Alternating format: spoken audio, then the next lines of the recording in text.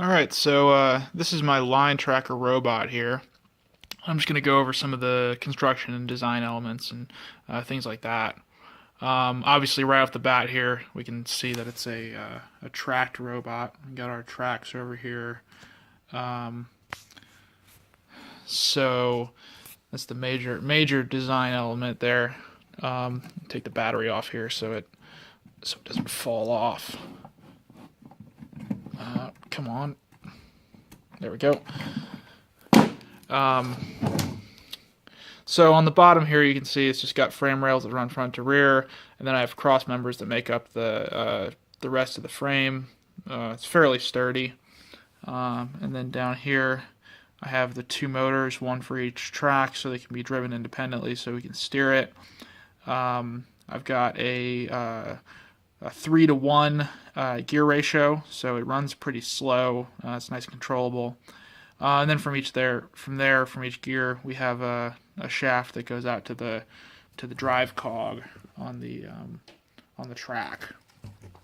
And then on the tracks themselves, they have the drive cog, and this one up here is just an idler, and then these three wheels here make up the tensioning and driving mechanism for the track. And then on top, I just have some metal on here and over here, and then the bolts go down in here to hold the Vex Mega Controller on there. So then the battery just sits over here like that. I'm going to put a strap over it to hold it on, but I haven't put it on there yet. And then back here are the motor controllers, the Vex motor controllers. Wires run up to here, go into the inputs. The motor inputs here, or sorry, outputs for that matter. And then finally, on the front here, I have this bar that on the bottom of it has our 3 line trackers hooked up to it. And those guys come up here, and they go into your analog inputs there. You only have to go more than really 90 degrees, so. But it goes a little further.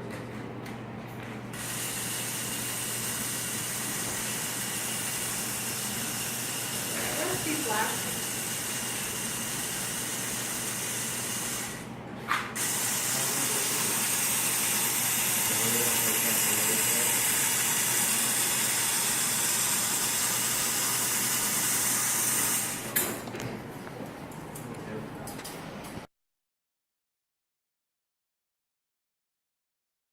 Give you a range of costs. You're on the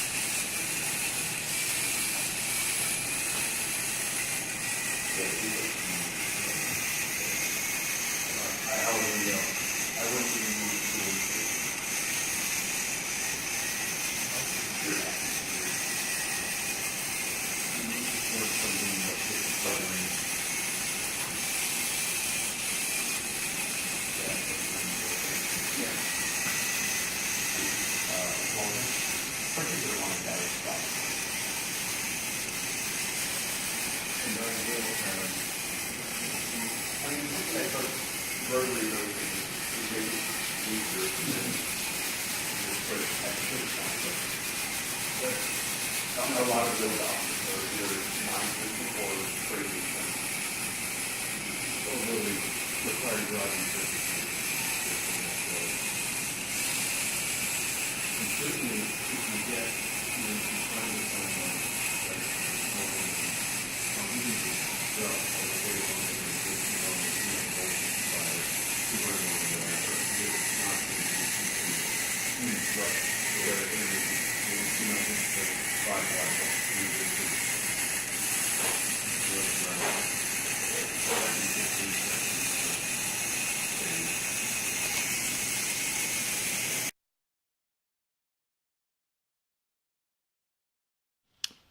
Okay, so here we're looking at the code for the line tracker, the objective 2, where we're tracking the line and we're also counting the number of lines that it crosses. So here's the meat of the code, basically the loop section. So basically what it does is I read all 5 of my sensors. I have three line tracker sensors and then 2 sensors mounted on the side that that count the lines as it goes over them. So I did an analog read on those, and I mapped that value from the 0 to 1023. I'll put it by the sensor to 0 to 255.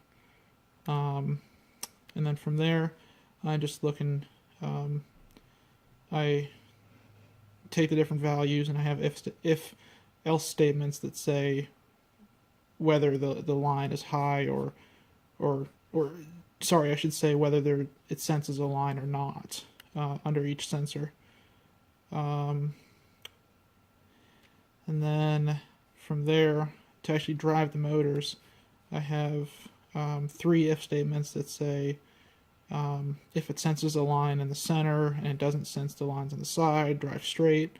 If it senses a line on the right hand side, it'll pause for just a second, actually not a second, 1/10 of a second, and then turn slightly right until it senses the center line in the center again, and then does the same thing on the left side, but it turns left.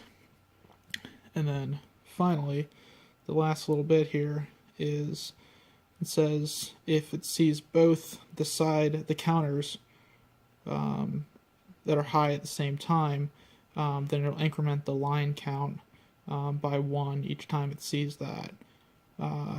And then after it after the line count, the accumulated line count is 4, it'll stop.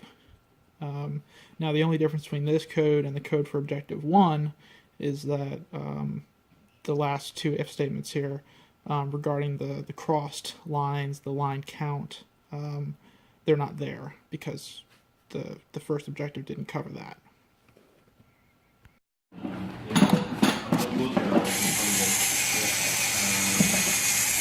I don't like how this is the main position. I'd like that to be, I don't want you making this kind of bigger. I don't want this has to be extended out and made bigger. I'd like that to grip on, so this moment, I'm just looking for, I'm looking for quality.